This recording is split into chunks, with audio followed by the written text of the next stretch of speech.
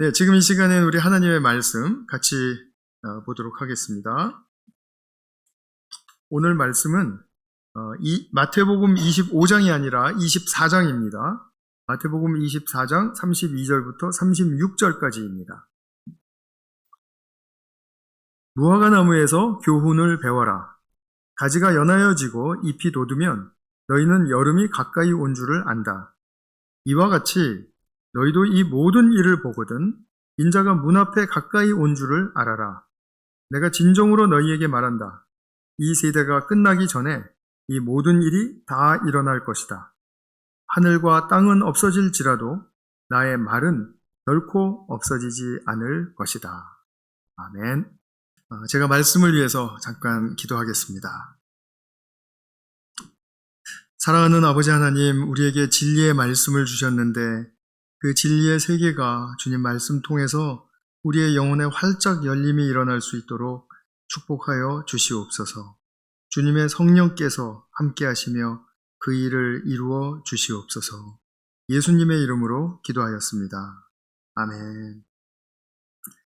네, 우리 예수님의 비유 쭉 우리 살펴보고 있는데 지난 2시간 동안은 예수님의 심판에 관한 그런 비유의 말씀을 2개를 보았습니다. 첫 번째 것은 열처녀 비유, 주님께 잘 초점을 맞추고 주님을 영접할 수 있는 준비가 되어야 한다. 그러기 위해서는 내 마음의 눈, 즉 등불이라고 비유된 등불이 밝혀져 있어야 된다. 그런 말씀을 좀 드렸고요.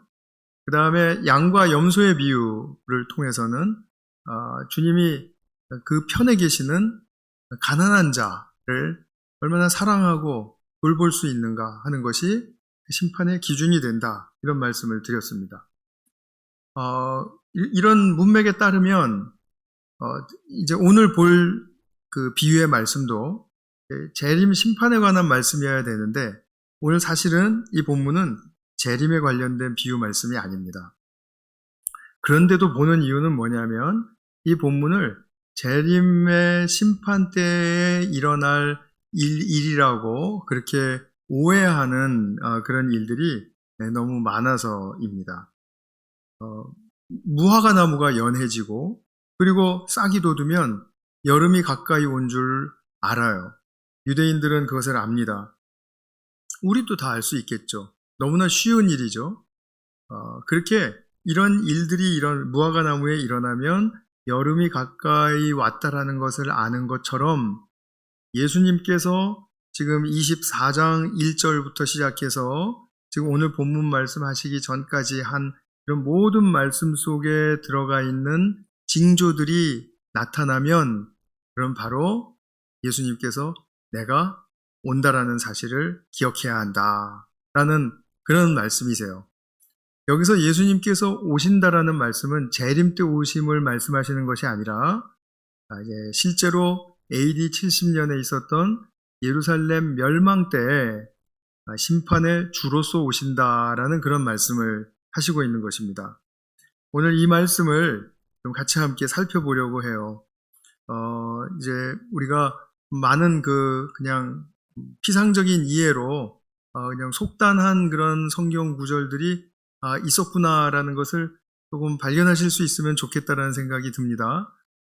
그리고 그것을 잘 교정해서 오늘 24장의 본문을 전체적으로 잘 볼 때 그때 이제 바로 이런 말씀이 있고 그 다음에 오늘 본문 이후에 재림의 심판에 관해서 말씀하시는구나. 이것을 우리가 보실 수 있을 것이라고 그렇게 믿습니다.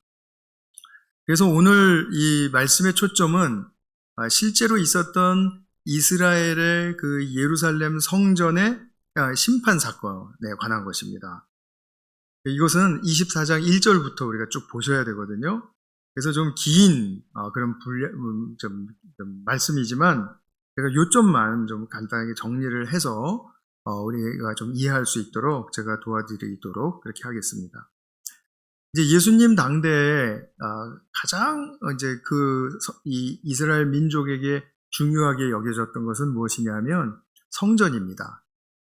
근데 그때 당시에 예루살렘 성전은 분봉왕, 그러니까 로마와 이렇게 같이 협력하는 그런 정치적인 왕이죠. 그 헤롯 왕이 그 유대인들의 민심을 살려고 이제 성전을 아주 굉장히 웅장하고 크게 증축을 할 것을 계획을 했습니다. 그래서 약 BC 18년 정도부터 시작을 해서 예수님이 지금 이렇게 제자들과 함께 본문에서 말씀하시는 때를 AD 한 30년 정도로 본다면 이미 50년 지났을 때였었어요. 그러니까 많은 부분들이 이제 잘 완성이 되었고, 그리고 앞으로도 이제 더 보수하고 더 이제 늘려갈 이제 그런 계획 속에 있었던 것입니다. 결국 이 성전은 AD 64년에 완공이 되었다고 해요. 그러니까 얼마나 긴 시간입니까? 거의 한 82년 정도 이렇게 되죠. 그러니까 굉장한 건축이었다는 것을 알 수 있습니다. 근데 헤롯 왕이 이렇게 유대인들에게 민심을 살 수 있었던 것은 이 유대인들이 성전에 대한 애착이 너무 셌기 때문이에요. 너무 강했기 때문에. 그러니까 제자들도 굉장히 감동을 받아서 예수님과 함께 이 성전을 옆을 지나갈 때면 이 성전이 대단하지 않습니까? 하고 이렇게 말씀을 올리고 했던 것이죠. 근데 예수님께서 이런 말씀을 하십니다. 2절에 보면 너희는 이 모든 것을 보고 있지 않느냐? 내가 진정으로 너희에게 말한다. 여기에 돌 하나도 돌 위에 남지 않고 다 무너질 것이다. 이렇게 말씀을 하셨습니다. 그러니까 예루살렘 성전이 다 무너져 내릴 것이다. 근데 스승인 예수님이 말씀을 하시니까 제자들은 어떻게 받아들였냐면 그렇지. 이 세상 끝날이 오면 그러면 이 예루살렘 성도 사라질 것이지 하면서 그냥 막연하게 생각했던 것 같아요. 그 세상 끝날에 그러면 예루살렘 성마저도 다 사라질 터인데 그때가 언제입니까? 하고 물어보는 질문이 바로 다음 절에서 나옵니다. 예수님께 이렇게 묻죠. 이런 일들이 언제 일어나겠습니까? 선생님께서 다시 오시는 때, 그러니까 재림하실 때를 이렇게 염두에 둔 거예요. 그 다음에 세상 끝날에는, 그리고 세상 끝날이라는 것은 우리가 생각하는 이 종말의 긴 시기라고 말씀을 드렸죠. 예수님의 초림 때부터 재림 때까지를 다 이 종말의 기간이라고 부르는데 이 종말의 기간에서도 제일 끝에 마지막에 이 세상이 종식될 그날, 재림의 심판이 있을 그날, 그것을 세상 끝날이라고 생각을 하고 그리고 그날이 언제입니까? 하고 물어봤습니다. 그렇게 여쭈었더니 주님께서 쭉 설명을 해 나가시는 거예요. 쭉 설명을 해 나가시는데 이 제자들은 지금 무엇을 놓치고 있냐 하면 이 예루살렘 성전이 역사가 진행되는 동안에 무너질 거라고는 꿈에도 생각을 지금 못하고 있는 것입니다. 이렇게 힘들어서 이렇게 정말 대단한 그런 성으로 지었는데 그리고 하나님이 여기 함께 하시는데 그리고 메시아가 오실 텐데 이 성이 무너질 리가 없다라는 거예요. 그런 확고한 그들 나름대로의 그런 어떤 확신 때문에 이 예루살렘 멸망이 AD 70년에 있었는데 그것이 그 사람들 입장에서 있을 거라는 그 멸망이 있을 거라는 생각을 꿈에도 하지 못하고 있었던 것이죠. 그래서 예수님께서 지금 이 질문에 대해서 언제다라고 이렇게 말씀해 주시면은 답은 금방 나오고 그리고 성경은 짧아질 텐데 그런데 그렇게 말씀하실 수 없는 성격의 것이라는 것을 예수님은 지금 너무 잘 알고 계시지 않습니까? 그래서 굉장히 상세하고 친절하게 이 끝날에 대해서 말씀을 해주세요. 끝날에 대해서 말씀을 해주시는데 그들과 우리가 생각하는 종말의 끝날에 대해서 말씀하시는 것이 아니라 무엇이 어떤 성취가 일어나는 하나님의 계획의 성취가 일어나는 어떤 그 지점, 완료되는 그 지점을 말씀을 해주시는 것을 우리는 보게 됩니다. 그것을 이제 우리가 볼 것입니다. 그래서 예수님은 제자들의 이 질문에 대해서 두 개로 나누어서 답변을 해주십니다. 첫 번째 답변은 이제 4절부터 나옵니다. 4절부터 나와서 오늘 본문 이전까지 이제 한 사건에 대해서 말씀을 하시는데 그 사건에 대해서는 이렇게 말씀을 하세요. 오늘 아까 읽으신 것처럼 이 세대가 끝나기 전에 이 모든 일이 다 일어날 것이다. 이 세대가 끝나기 전에 이렇게 주님께서 4절 이하 말씀하신 그 징조들이 다 일어날 것이다. 라고 말씀을 하십니다. 그리고 나서는 36절에는 그러나 이렇게 말씀하시면서 주제를 전환시키는 거죠. 전환시키면서 그날과 그 시각은 아무도 모른다. 그러니까 하나는 아는 때에 일어나요. 이 세대가 지나가기 전에. 이 세대라고 하는 말은 이 사도들에게 지금 말씀하고 계시잖아요. 그러니까 사도들의 세대가 다 지나가기 전에 일어날 거다 이런 말씀이세요. 그러면은 한 몇 년 정도 보면 될까요? 보통 30년, 40년. 그러나 사도 요한 같은 경우에는 거의 AD 100년까지 장수했으니까 그때까지도 포함될 수 있겠지만 보통 그 당시에 한 세대라 그러면 30년 정도를 보는 거죠. 그러면서 이 30년 정도 안에 이런 모든 일이 일어날 거다라고 말씀하시지만 또 하나 또 말씀하시는 것은 어떤 미래에 일어날 것에 대해서는 그 시날과 시각은 아무도 모른다. 아버지만 아신다. 그것은 아들도 모른다고 말씀을 하셨습니다. 다른 본문에서의 말씀이죠. 그러니까 아버지만 아시는 때에 재림과 진짜 세상에 그야말로 세상을 종식하는 그 끝날이 올 겁니다. 재림 사건을 말씀하시는 거죠. 근데 오늘 우리가 이제 볼 본문은 말씀드렸다시피 성전 심판에 대한 4절부터 31절까지의 말씀인데 이 말씀을 제가 크게 세 단락으로 나누어서 좀 설명을 드리도록 하겠습니다. 첫 번째 단락은 4절부터 14절까지입니다. 간략하게 이제 리스트를 해드린다면 거짓 선지자들이 나타난다라는 겁니다. 그래서 많은 현혹되는 그런 가르침, 잘못된 가르침들이 이제 퍼질 거라는 말씀이세요. 그 다음에 이제 전쟁의 소문이 일어난다. 지금 사실은 이 전쟁이라는 건 어느 시대에나 있었죠. 어느 시대에나 전쟁에 대한 소문이 있었죠. 그러나 지금 특별히 전쟁 소문에 대해서는 말씀하시는 것은 로마가 이스라엘을 침공을 해서, 물론 그 식민지이지만 그 성을 무너뜨리기 위해서 침공하는 그 전쟁에 대한 소문, 그 소문이 있을 것이고, 그리고 그것이 일어나면은 로마가 이 모든 식량이라든지 어떤 공급이라든지 다 끊고 차단하고 방해를 하기 때문에 기근이 일어나고, 그리고 또 지진과 같은 그런 자연재해 현상도 일어날 것이다. 근데 이것은 세상 끝날에 일어나는 것이 아니라 이것이 시작이라고 말씀을 하세요. 진통의 시작이다, 이것이. 사실은 이런 일들이 오늘날에는 없습니까? 다 있죠. 계속 진행하는 일들이에요.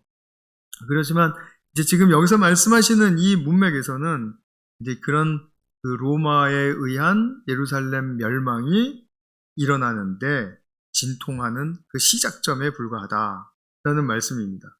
그러면서 9절에서 14절까지의 말씀은 이제 제자들이 그런 와중에도 복음을 전하면서 당하는 환난에 대해서 이제 말씀을 하시는 거죠.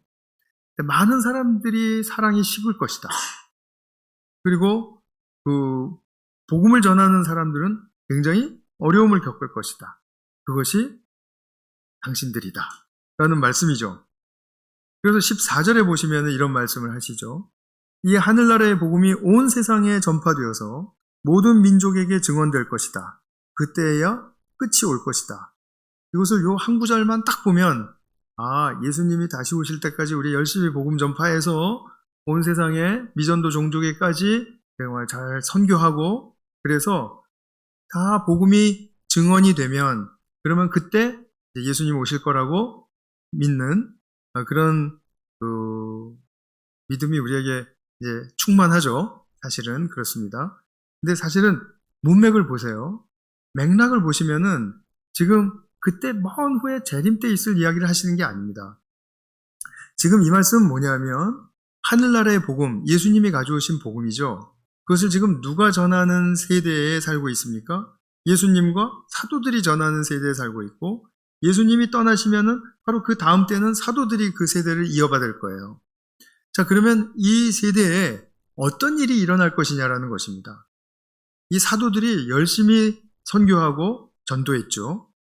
그래서 정말 많은 민족에게까지 그 복음을 전했습니다. 복음을 전했는데 1세기에 살았던 이 사람들의 이 관점에서는, 그러니까 지정학적으로 온 세계란 로마 제국을 말해요. 로마 제국이 워낙 방대하고 그리고 여러 민족들을 다스리고 있지 않았어요. 그러니까 이 로마의 제국에 해당하는 모든 영역들이 바로 온 세상이라고 표현이 되었던 것입니다. 그래서 바울 같은 사람은 로마의 복음을 전하는 것을 최종 목표로 삼았지 않습니까? 그리고 로마의 중심부에 들어가서 복음을 전하면 이제 거기서부터 로마로 통하는 모든 길이 다시 이제 역주행으로 복음이 전파되는 그런 도구로 사용될 것이라는 것을 사도 바울은 간파했던 거죠. 그리고서 로마서 마지막 장에 26절에 보면 이런 말씀이 있어요. 그 비밀이 지금은 예언자들의 글로 환히 공개되고 영원하신 하나님의 명을 따라 모든 이방 사람들에게 알려져서 그들이 믿고 순종하게 되었습니다. 자, 모든 이방 사람들에게 알려졌고 그들이 믿고 순종하게 되었다라는 그 말이 지금 시제를 보면은 과거형입니다. 그렇게 되었다라는 것입니다. 그러니까 모든 사람들에게 알려졌다라는 거예요. 지금 그렇게 1세기 사람들은 믿고 있는 거예요. 보고 있는 것입니다. 그리고 골로새서 1장 6절에도 보면 더 정확하게 말씀을 우리에게 해주고 있죠. 골로새서 1장 6절, 이 복음은 온 세상에 전해진 것과 같이 여러분에게 전해졌습니다. 온 세상에 전해졌다라는 말은 로마에 전해졌다라는 얘기. 그리고 여러분들에게도 전해졌다라는 거예요. 온 세상에 지금 증언된 이 복음이 여러분들에게 들려졌으니 이것은 하나님의 계획이 성취된 것입니다. 라고 그렇게 그들 당대에서 그렇게 이야기를 하는 것입니다. 그래서 땅 끝까지 이르러라고 얘기를 할 때 그건 오늘날 우리 관점에서 재해석해서 이제 여러 나라, 이제 여러 민족에게 이제 가는 그것을 이야기하는 것이고요. 그때 당시에 사람들의 땅 끝이라는 것은 로마의 전역을 의미하는 것이었어요. 그러니까 지금 말씀하시는 끝이라는 이 세상에 그때야 끝이 올 것이다라는 이 말은 사실은 성전 파괴의 시점을 이야기하는 것입니다. 세상에 끝이 온다라는 것은 그런 말씀이에요. 그런데 한 가지 제가 좀 첨언을 한다면 제자들이 물을 때 세상 끝날에 어떤 징조가 있겠습니까? 할 때 이 끝날, 끝이라는 말과 지금 예수님이 하시는 그때야 끝이 올 것이라고 할 때 그 끝은 서로 완전히 원어로 보면 다른 말입니다. 우리말로는 끝이라는 똑같은 말을 사용해서 지금 혼동스러운데 원어로는 완전히 다른 말이에요. 제가 그거 뭐 읽어드려도 잘 모르실 테니까 하여튼 다른 말인데 지금 의미가 다르다라는 것입니다. 그래서 제자들이 말하는 끝의 의미와 예수님이 말씀하시는 끝의 의미는 달라요. 지금 여기서 말씀하시는 예수님의 끝의 의미는 온 세상에 복음이 전하여진 그 성취의 시점을 이야기하는 겁니다. 그래서 이 이제 성전 파괴가 이제 예언된 이제 14절 말씀이라고 우리가 분명하게 볼 수가 있고요. 그 다음에 이제 두 번째 단락으로 가서 15절부터 22절까지 보면 또 좀 어려운 말이 나오죠. 15절에 너희는 예언자 다니엘이 말한 바 황폐하게 하는 가증스러운 물건이 거룩한 곳에 서 있는 것을 보거든 읽는 사람은 깨달아라. 이렇게 말씀을 하시는데 가증스러운 것들이 거룩한 곳, 성전에 서는 그런 일이 재현되는 역사가 있을 거라는 말씀입니다. 그럼 어떤 일이 있었냐면 BC 2세기경에 이스라엘이 헬라 제국의 지배를 받을 때였습니다. 그때 왕 중에 한 사람이 안티오쿠스 4세라는 사람인데 이 사람은 정말 광란에 미친 왕이었었어요. 별명이 미친 왕이었었습니다. 얼마나 횡포가 심했냐면 이스라엘을 쳐들어가서 그들이 가장 아끼고 가장 소중하게 여기는 그 성전에 한 복판에다가 제우스 신상을 세워놓고 숭배하라고 하고 돼지고기를 막 대대적으로 삶아서 끓여서 강제로 먹이고 그 냄새가 풍기게 하고 그리고 제사장들을 사람들이 다 보는 앞에서 죽이고 그래서 피를 낭자하게 흘리게 하고 하는 그런 짓을 했습니다. 성전에 대한 굉장한 모독이었죠. 이스라엘 백성들이 굉장히 약했는데도 불구하고 대항할 수 없을 만큼 견주지 못할 만큼 그렇게 힘이 없었지만 이 사람들이 얼마나 분노했는지 그 소수 군단이 모여서 그리스 제국에 대항을 합니다. 그래서 결국은 이스라엘 나라에서 그 군대를 쫓아내는데 성공을 해요. 그리고 마케비 왕조라는 이제 또 하나의 그런 이제 이스라엘 이제 왕조가 세워지게 되는데요. 이런 이 수치스러운 일은 이스라엘 유대인 역사에 남아서 너무너무 통탄할 만한 그런 일이었던 것입니다. 근데 예수님은 지금 그 사건을 떠올리게 하시면서 이런 사건이 또 한 번 있을 거다. 이런 말씀을 하시는 겁니다. 예수님이 참 진실을 말씀하시니까 우리는 이제 보지만 사실은 굉장히 좀 불편하죠. 이런 일들이 하나님을 믿는 백성들한테 일어나다니 좀 이게 우리에게 불편한데 계속해서 좀 인내를 가지고 한번 들어주시면 좋겠습니다. 실제로 AD 70년에 로마군이 예루살렘 성에 쳐들어왔을 때 그 돌 하나하나 사이에 보석이 있다, 보물이 숨겨져 있다 그래가지고 정말 돌 하나 남기지 않고 다 망가뜨렸다라는 것입니다. 근데 그런 일만 하는 게 아니라 엄청난 살육이 벌어졌어요. 어떤 역사가는 그때 100만 명이 죽었다 이렇게 말합니다. 그때 당시에 예루살렘 인구가 100만이거든요. 그럼 어떻게 100만이 죽는다라는 말이 성립이 되냐? 그건 말이 돼요. 왜냐하면 이방 여러 나라에 흩어졌던 유대인들이 명절이 되면은 1년에 3번 예루살렘에 올라옵니다. 그럼 그때 100만, 100몇십만 이렇게 올라올 수 있는 거예요. 다 몰려드니까요. 그러니까 그 사람들이 전부 다 이제 말하자면 헌물을 가지고 오지 않습니까? 그러니까 그때는 이제 정말 국가적으로 엄청난 수익의 창고가 커지는 때예요. 그럴 때를 틈타서 이 로마군이 쳐들어온 겁니다. 그리고서는 거기서 예배드리고 제사드리는 그 유대인들을 많이 죽여버린 거예요. 그러면서 정말 이런 위험한 엄청난 참혹한 상태가 일어나게 되는 이때 어린 아이들까지 죽이고 여자들 죽이고 노인들 죽이고 하는 건 일도 아니었겠죠. 이때 예수님께서 이런 위험한 일이 일어나니까 산으로 도망가야 된다. 그리고 특별히 아이벤 여인들은 위험하니까 조심해야 된다. 정말 불행한 그 사건을 만나지 않도록 정말 만반의 준비를 잘 해야 된다. 그리고 이 일이 겨울에 일어나지 않도록 기도해야 된다. 이런 구체적으로 말씀을 해주셨어요. 그래서 실제로 AD 이제 70년에 로마군이 쳐들어왔을 때 이 말씀을 기억하고 있던 그리스도인들은 많이 산으로 도망갔다고 합니다. 우리나라도 무슨 일이 일어나면 산으로 도망가잖아요. 비슷합니다. 유대 사람들도 무슨 일이 일어나면 산으로 도망간대요.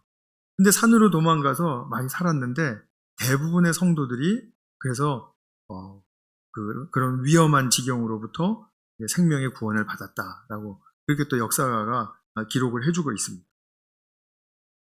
이제 이런 일이 있을 거라는 것을 또 말씀을 해주셨고요. 그 다음에 세 번째 단락으로 가면 거짓 메시아들이 나타날 것이다 라고 이렇게 경고하세요. 그러면서 짧게 28절을 보시면요. 죽음이 있는 곳에는 독수리가 모여들 것이다. 이거 참 어려운 구절이라서 학자들도 고민을 많이 한 흔적이 남아있는 그런 그 구절입니다. 여기서 말씀하시는 이 죽음이라는 것은 거짓 메시아들이 벌렸던 활동과 표적들, 그 생명이 없잖아요. 그래서 이걸 죽음이라고 표현을 했고, 그러나 그 죽음에는 독수리 떼가 몰려들죠. 그 독수리 떼가 모여드는 것을 주님의 오심이라고 그렇게 비유를 한 것입니다. 그래서 그 전 구절을 보면 번개가 동쪽에서 나서 서쪽에까지 번쩍이듯이 인자가 오는 것도 그러할 것이다. 그러면서 죽음이 있는 곳에는 독소리가 모여들지 않느냐 이렇게 말씀을 하신 겁니다. 여기까지 이해가 잘 되셨죠? 네, 감사합니다.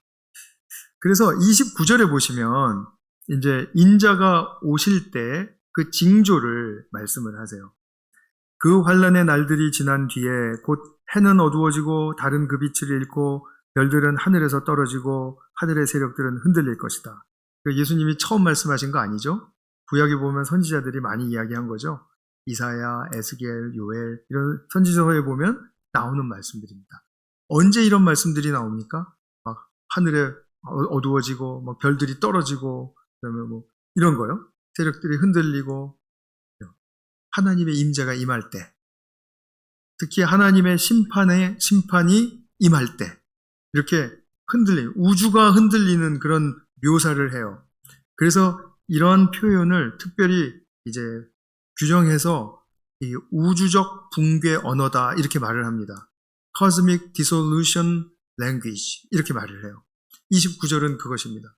그래서 이 사건이 일어나는 그때에 인자가 올 징조가 하늘에서 나타날 터인데 하고 30절로 연결이 되는 것입니다. 여기서 말씀하시는 것은 그러면서 이렇게 말하죠. 그때 있는 땅에 있는 모든 민족이 가슴을 치며 인자가 큰 권능과 영광에 쌓여 하늘 구름을 타고 오는 것을 보게 될 것이다. 그때 이제 복음이 전파되었죠. 복음을 받은 그런 민족들이 이스라엘의 그 예루살렘 성이 파괴되고 멸망하고 한다라는 소식을 들으면 얼마나 가슴이 아프겠습니까? 그래도 복음이 유대 땅에서 나왔는데요. 예수님이 유대인이시니까. 그랬는데 결국 예수님은 그런 것에 아랑곳하지 않으시고 인자가 큰 권능과 영광에 쌓여 하늘 구름을 타고 오는 것을 보게 될 것이다. 우리가 구름 타고 예수님이 오신다 그러면 그 모든 그런 표현을 재림으로 딱 하나로 모으는 그런 신기한 우리들의 그 쏠림이 있습니다. 그런데 성경에 구름과 함께 동반하는 하나님의 임재는 재림 때만 이야기하는 것이 아니에요. 보통 때도 특별한 사건을 통해서 오실 때도 구름 타고 오신다, 구름에서 나타나신다 이런 말씀을 하는 것이고요. 또 승천하실 때도 어떻게 했습니까? 구름 속으로 들어가셨죠? 결국은 구름을 타고 올라가시는 그런 모습으로 다니엘서는 또 이야기를 해줘요. 그러니까 하나님의께로 올라가는 승천 때도 구름을 타고 가시는 거죠. 내려오실 때도 구름을 타고 내려오시는 거죠. 이건 하나님의 임재를 설명하는 표현이에요. 성경적인 표현. 실제로 구름이 막 이렇게 있고 그렇다는 뜻이 전혀 아니고요. 그러니까 이런 말씀을 통해서 우리가 보는 것은 이걸 또 재림이라고 보니까 이게 지금 다 여기 재림 본문이로구나 이렇게 우리가 또 넘겨짚게 되고 그러면 안 풀리는 것들이 많죠. 뭐 산으로 도망가라, 아이벤 여자들은 위험하다 뭐 이런 말씀들 어떻게 해석을 할 거예요. 그러니까 여기서 말씀하는 것도 구름을 타고 오는 것은 이 재림이 아니라 지금 심판주로서 내려오시는 이 땅의 그 임재가 너무나도 확고하게 드러나는 그런 사건을 이야기하는 것입니다. 그리고 그는 자기 천사들을 큰 나팔 소리와 함께 보낼 터인데 그들은 하늘 이 끝에서 저 끝까지 사방에서 그가 선택한 사람들을 모을 것이다. 이거 굉장히 중요한 말씀입니다. 이 성전 파괴와 더불어서 정말 공식적으로 뭐 그전에도 이미 일어나고 있었지만 이것을 딱 계기로 해서 모든 민족의 사람들이 하나님께로 돌아올 것이다. 모아질 것이다. 성경에 보면은 하나님께서 동으로부터 서로부터 당신의 백성들을 모으신다라는 그 말씀이 굉장히 위로가 되고 희망이 되는 말씀으로 선언이 되거든요. 구약에서부터 그렇습니다. 예수님도 그러셨어요. 동에서부터 서로부터 모여서 아브라함과 이삭과 야곱이 있는 그 하나님의 나라로 다 몰려들 것이다. 거기서 큰 잔치를 벌릴 것이다. 마태복음 10장에 나와 있는 말씀이죠. 이런 말씀을 보면 모든 민족이 그리스도께로 돌아오고 하나님께로 돌아오기 위해서 벌어져야 할 일들이 하나님께 분명하게 보여졌던 것이고 그 일을 잘 이루어내셨던 그것입니다. 그래서 그 일 중에 하나가 예루살렘 성전의 멸망이었던 것입니다. 그래서 천사들로부터 말미암아 이 복음을 전하는 이제 영이라고 보시면 될 것 같아요. 이 세대가 끝나기 전에 다 일이 일어날 것이다 라고 말한 그런 말씀을 보면, 그럼 결국은 교회의 형성과 교회에 진행되는 역사가 일어날 것이다. 그래서 성전 파괴는 우연한 사건이 아니라 하나님께로 돌아오게 하는 그런 하나님의 구원의 성취를 위한 그런 필수 불가결한 그런 이 단계였다라는 것을 우리가 볼 수가 있는 것이죠. 그래서 이것은 물론 로마군에 의해서 멸망된 역사적인 사건입니다. 그러나 이 역사적인 불행한 사건을 예수님은 심판으로 선용을 하신 거예요. 그래서 심판으로 이용을 하셔서 그것을 당신의 목적을 이루시는데 활용을 하신 것입니다. 구약에 보면은 아시리아에게 북이스라엘이 망하고 또 바벨론에게 남유다가 망하고 하는 그런 망하는 사건들이 있죠. 그것은 다 역사적으로는 다른 나라의 침공을 받아서 정말 처참한 패배를 당하고 그리고 다 빼앗긴 그런 상황이지만 그것을 하나님은 심판이라고 말씀을 하십니다. 내 백성들이 잘못하고 있는 것에 대한 심판이다. 그러나 뭐라고 말씀하시죠? 그 심판은 현재적인 심판이기 때문에 항상 돌아올 그런 기회와 여지를 남겨놓고 계시는 겁니다. 지금 예루살렘 심판도 사실은 긴 시간 동안 그런 목적을 갖습니다. 그래서 예수님은 당신이 심판주로서 행하시는 일임을 분명히 하시는 거예요. 여기에는 우리가 좀 세 가지 정도의 좀 의미를 찾아볼 수가 있는데요. 첫 번째 것은 이것입니다. 이제 하나님의 건물 성전의 시대는 마감되었다. 그러면 새 성전은 누구시죠? 누구시냐고 물어보면 당연히 다 아시겠죠. 예수님이세요. 요한복음 2장 21절에 보면 예수님이 이 성전을 헐라 내가 사흘 만에 다시 세우겠다 이렇게 말씀하신 것을 보고 사람들은 이 건물을 헐면 저기 지금 수십 년 동안 이렇게 지어져 왔던 건데 어떻게 3일 만에 다시 세운다라는 말인가? 저런 허황된 말이 어디 있는가? 했는데 사도 요한은 간파했죠. 사흘 만에 다시 세우겠다라는 것이 실체가 뭐였습니까? 예수님의 몸이었지 않습니까? 예수님의 존재. 예수님의 존재가 새 성전이에요. 무슨 말입니까? 성전은 하나님이 임재하시는 곳입니다. 그런데 건물 성전보다도 예수님이라는 그분의 존재 안에 함께 하시는 하나님의 임재는 무엇보다도 더 명확하고 무엇보다도 부인할 수 없는, 무엇으로도 부인할 수 없는 그런 정말 진리의 사실이죠. 그러니까 우리에게 있어서 새 성전의 시대가 시작되었다. 새 복음의 시대가 시작되었다라는 말은 예수님의 시대가 시작되었다라는 겁니다. 이제 성전이 필요 없습니다. 예수님을 바라보면 됩니다. 하나님의 임재가 그분 안에 있고 그분을 믿는 우리는 그분 안에 있기 때문에 우리 또한 하나님의 임재 속에 있습니다. 바로 그 말이에요. 그래서 유대인들에게 이제 주신 율법과 성전 이 두 가지는 엄청나게 큰 은혜의 선물이었지만 이들은 거기에 너무 집착했다라는 것입니다.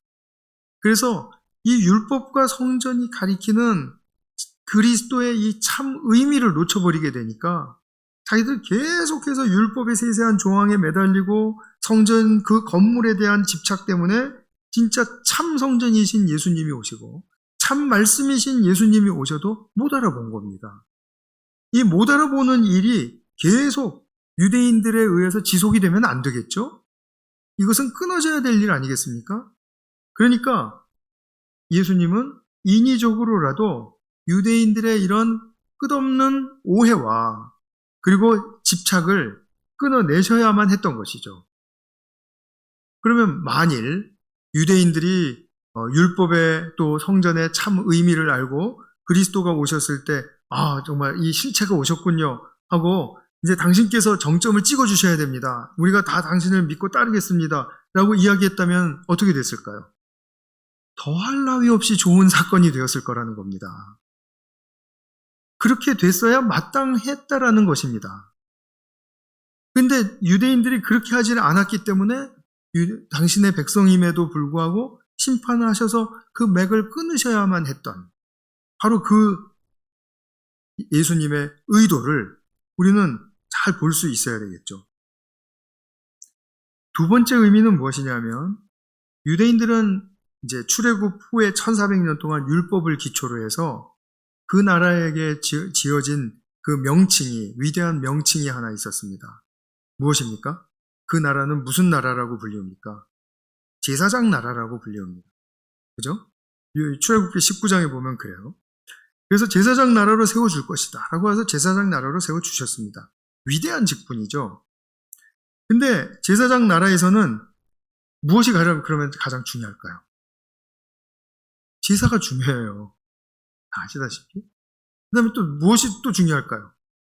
제사를 인도하는 제사장이 중요해요. 그래서 제사장 나라입니다. 그런데 이 나라의 제사는 정말 예수님 당대에 가보니까 이모저모로 더 퇴폐했고, 그래서 예수님이 막 성전 뒤집어 엎으시고 막 이런 사건이 있지 않았습니까? 제사장들은 정말 더 이상 타락할 수 없을 정도로 타락했습니다.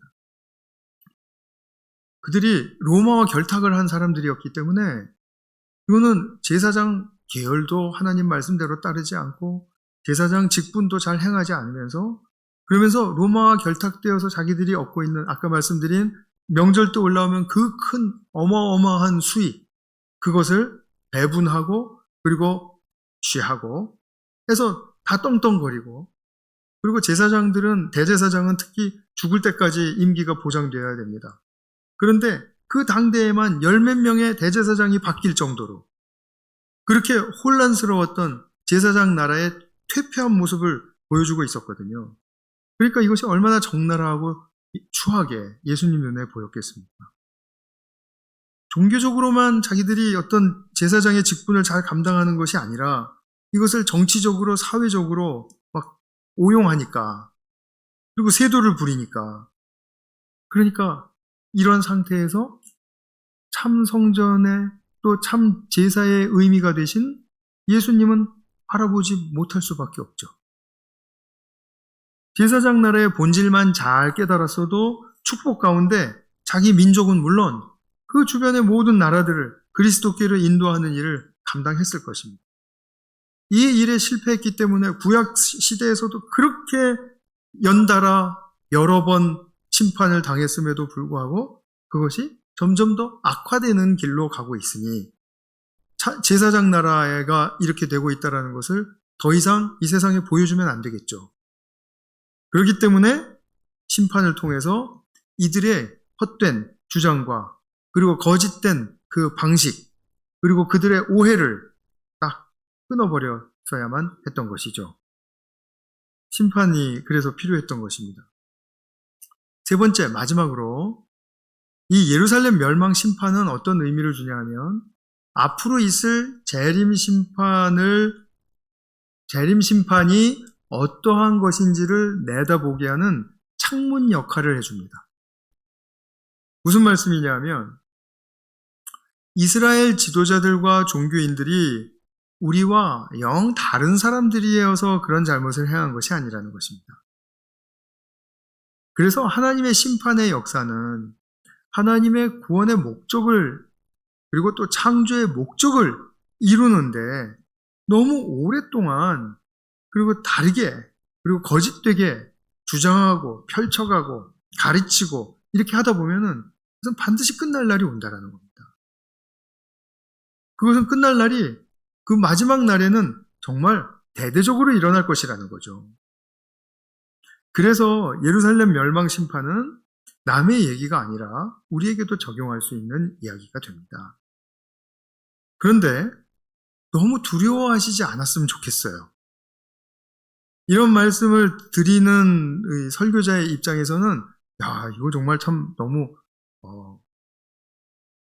두려워한다라든지 좀 어렵게 막 한다라든지 좀 아닌 것 같이 느낀다라든지 하는 그런 느낌을 가지실 것을 미리 염려해서 내다보기 때문에 이렇게 잘 안 하게 되는 경향이 없잖아 있습니다.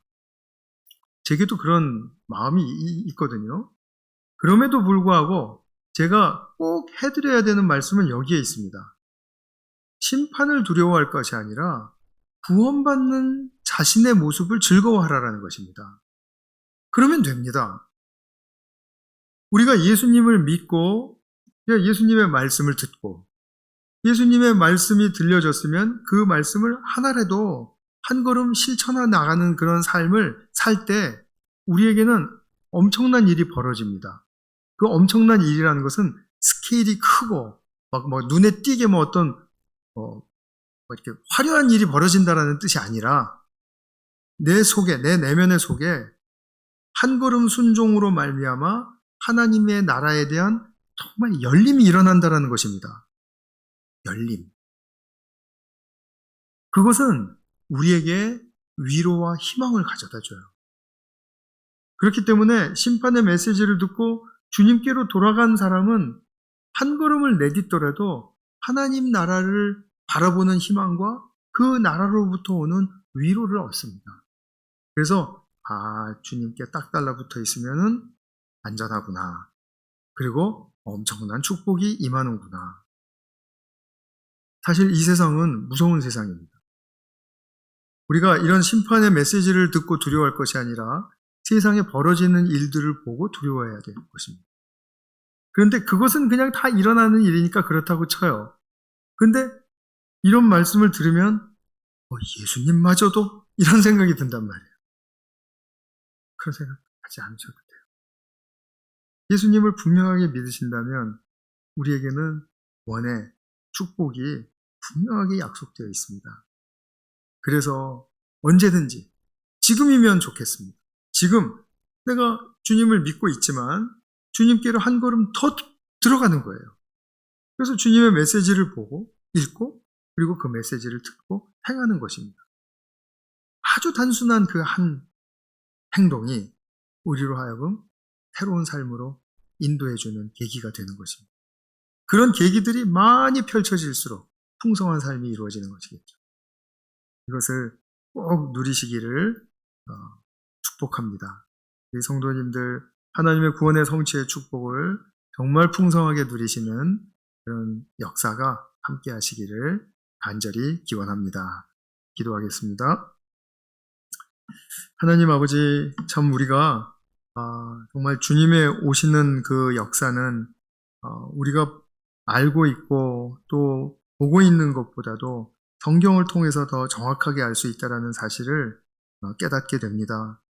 사랑하는 주님, 오늘 마태복음 24장의 이 본문의 말씀들이 정말 이스라엘 멸망을 향한 예수님의 그 메시지였다라는 사실을 보고 그리고 장차 우리가 또 귀를 기울여야 할 그 메시지는 또 이 본문 이후에 나오는 재림 심판에 관한 그런 말씀인 줄로 저희들 받아들이고 믿겠습니다. 사랑하는 아버지 하나님, 우리가 현재적으로 일어나는 많은 심판들 가운데서도 저희들이 희망을 잃지 않고 정말 생명의 힘을 얻을 수 있는 것은 주님이 우리를 붙들어 주시기 때문이고 또 우리는 주님의 말씀을 믿고 그 약속을 확신하기 때문입니다. 정말 이러한 믿음이 우리에게 견고하게 확정될 수 있도록 축복하시고 주님의 성령께서 역사하여 주시옵소서. 우리 구주 예수 그리스도의 이름으로 기도하였습니다. 아멘.